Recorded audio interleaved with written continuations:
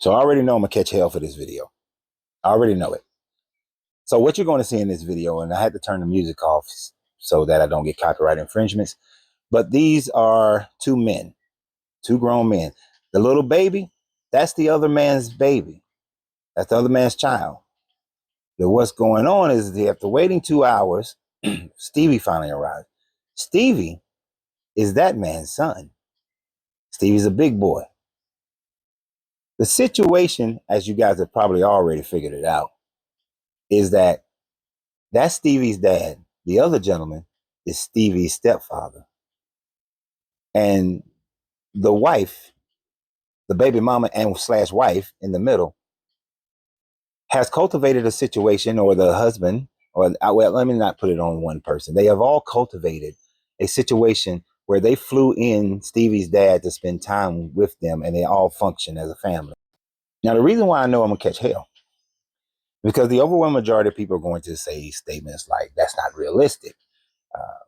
That shouldn't be." Well, not that that shouldn't be, that they would love for that to be, but people just don't know how to act that way. And people have done dirty things.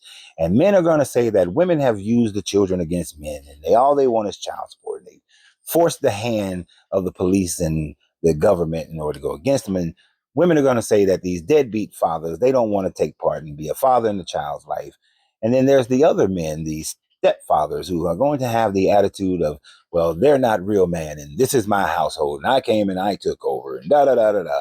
All this stuff is pure ego. Pure ego. Number one, I am a living example of how this works. When me and my children's mother got divorced, we acknowledged and made a promise to each other that our children will always come first, that we will never invite anyone into our lives who cannot understand that the children have to be taken care of. Now, between me and understand and hear me clearly so that there's no misunderstanding. My wife to me comes first. But between me and my ex-wife, our children come first. So I wouldn't bring in someone that I'm going to put first who could not understand how important it is to raise the children properly in a loving environment where they don't just have two parents, but they have four parents, or whatever the number is, depending upon who's married or not. That was the agreement. That was my discernment in choosing who was going to be in my life. And an example of that is when I had someone who was in my life and we were dating for about 6-9 months. And then I recognized she wasn't trying to spend time with my children once she was introduced to them. And then she actually had a respectful moment where she just said, "My daughter's 17. Your children are 12, 8, and 6. I raised my daughter by myself. I don't want to raise any more children." I respected her statement. But it ended the relationship because I knew that would be friction. That would be a problem. So we stopped dating. Several others had similar types of situation where I recognized they weren't trying to be a part of the family as a whole. They had ego issues. I don't like seeing him and his uh, ex-wife be friendly towards each other. I don't like that the children know some of the old stories, the old laugh, jokey, haha stories, and when they bring those stories up, it makes me feel like an outsider. And I don't like how everybody's laughing and joking, and then the extended family, the uncles and all of them, everybody seems to get along. I don't like that. I want contention.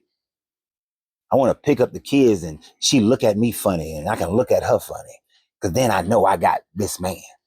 It takes away the fear that he might want to go back to her,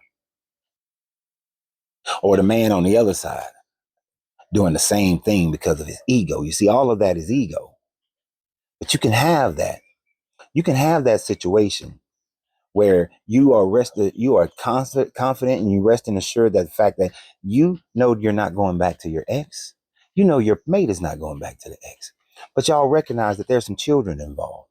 And so you want to put the best environment out there for those children. My kids have grown up in a very healthy state where they have learned to think critically, self identify, not follow along the crowd, do what's best for their situations, and just be all around good people.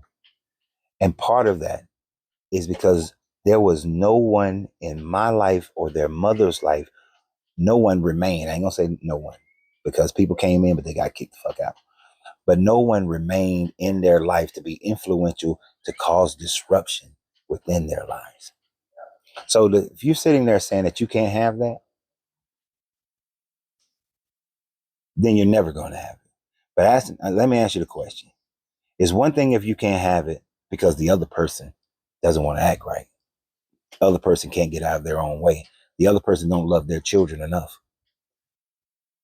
But are you not able to have that because of you? Because if it's because of you, then that's the problem.